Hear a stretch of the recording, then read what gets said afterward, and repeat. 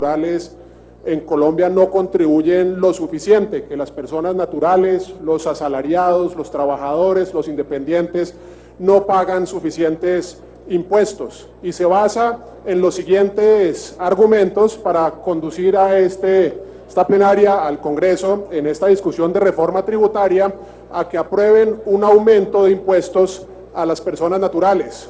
La carga recae principalmente sobre las personas jurídicas, dice el gobierno, que muy pocas personas naturales pagan renta y que las tarifas de renta son muy bajas. Yo voy a demostrar por qué estos argumentos no son totalmente válidos y además las razones por las cuales no se debe aumentar la carga impositiva a las personas naturales y a los hogares colombianos en el momento actual que vive la economía colombiana. Pero normalmente, antes de hablar de los ingresos que se pretendan conseguir por la vía de aumento de los tributos, de los impuestos, se debe revisar cómo ha sido el gasto, revisar qué ha hecho el gobierno con los impuestos de los colombianos, en qué los gastó. Pero no voy a hablar de eso en esta intervención. Creo que el derroche y el mal gasto del gobierno es de público conocimiento.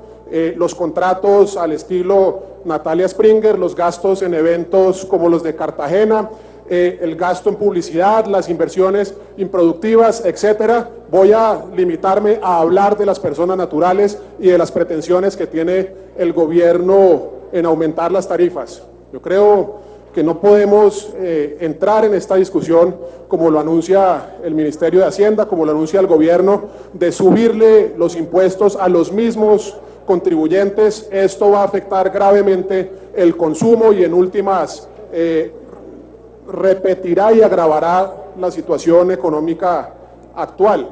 El gobierno presenta comparaciones en diferentes tablas, con diferentes indicadores, donde quiere dejar nuevamente en evidencia que las personas naturales no contribuyen lo suficiente comparado a las personas jurídicas, a las empresas, que el 18% de la contribución al impuesto de renta en Colombia son las personas naturales contra un 82% de las empresas. En el caso de Chile nos muestran que las empresas contribuyen el 75% y las personas el 25%.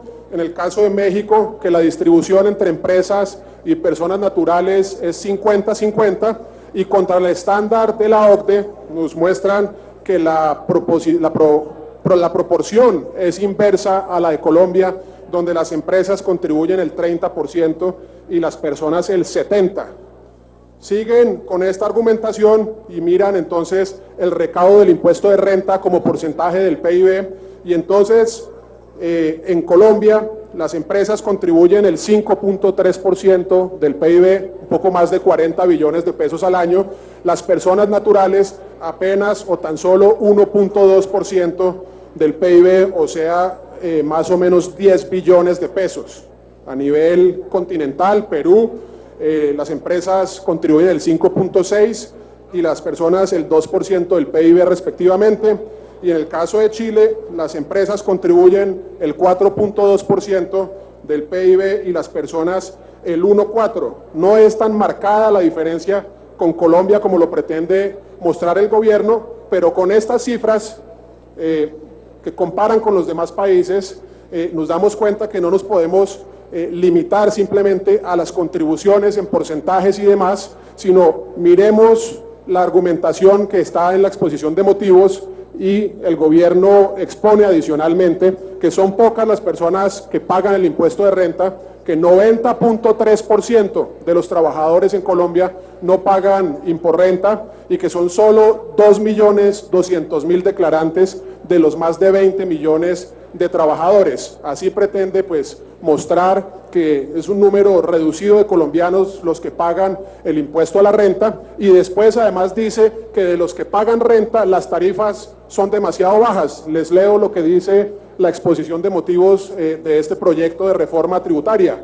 De acuerdo con el informe final, la tarifa máxima del impuesto sobre la renta para personas naturales en Colombia es del 33%, no es elevada comparada internacionalmente. En varios miembros de la OCDE esta tarifa es cercana o superior al 40%, llegando incluso en 4 países a ser del 50%. Yo creo que estas comparaciones no se pueden hacer así de manera simplista, de manera superficial. Creo que debemos mirar otros comparativos, otros indicadores, los niveles de ingresos, los salarios mínimos a nivel continental, el PIB per cápita, hasta tener en cuenta el efecto de la inflación en cada una de las economías.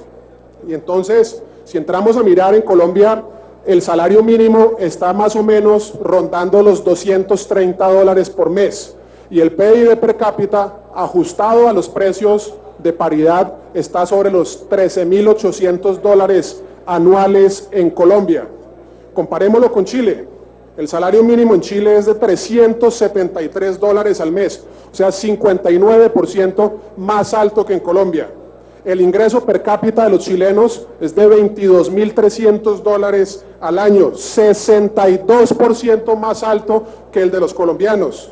En Perú, el salario mínimo es de $259 al mes, es decir, 11% más alto que el de los colombianos. En el caso del PIB per cápita es tal vez un poco más del 10% más alto el de Colombia comparado a Perú.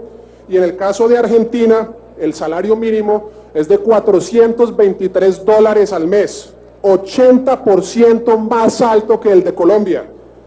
El ingreso per cápita de los argentinos, $20.300 al año, o sea, 47% más alto que el de Colombia. Son países con niveles de ingresos superiores a los colombianos. Y si se cuenta la inflación, miramos que en Colombia ronda el 6.5% para este año, sin tener en cuenta la inflación agregada de los últimos años, comparado a Chile, del 2.8%, Perú, del 3%.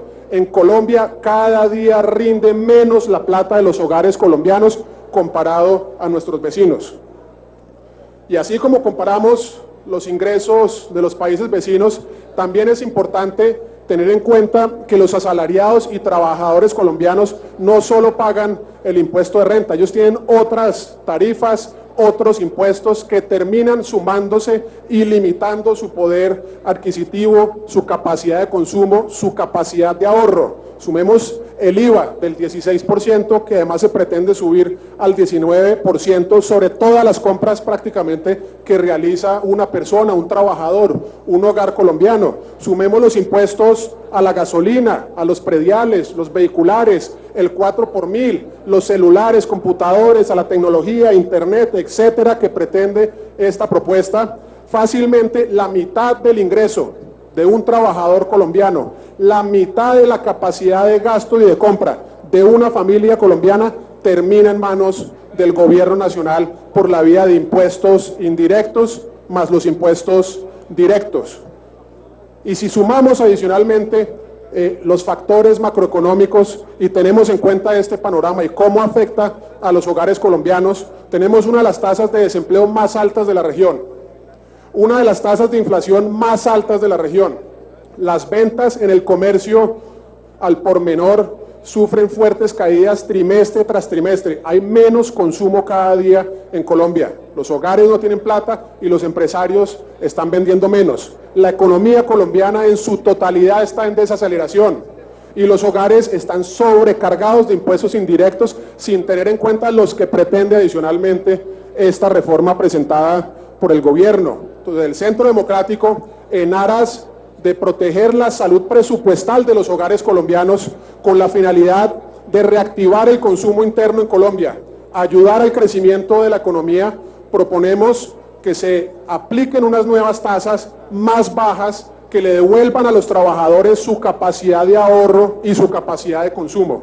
Y a la vez proponemos mecanismos para que el gobierno sea eficaz, de verdaderos resultados en la lucha contra la evasión y la elusión fiscal. Ahí está la plata que necesita el gobierno y no es justo que el gobierno simplemente recurra a los mismos mecanismos de subirle siempre los impuestos a las mismas personas, sobrecargándolos al punto de la asfixia que viven hoy los hogares y los trabajadores colombianos. Esa es la teoría, esa es la esencia de nuestra ponencia, buscar activar la economía, el consumo y la competitividad, buscando bajar las tasas, las tarifas de las personas asalariadas, también de los empresarios, para que todo ello lleve a que la gente tenga mayor capacidad de consumo y de ahorro y así crezca nuestra economía. Lo que quedaría en manos del gobierno es fiscalizar correctamente, combatir la evasión, combatir la elusión y entonces así poder promover una nueva economía, como ha sido la intención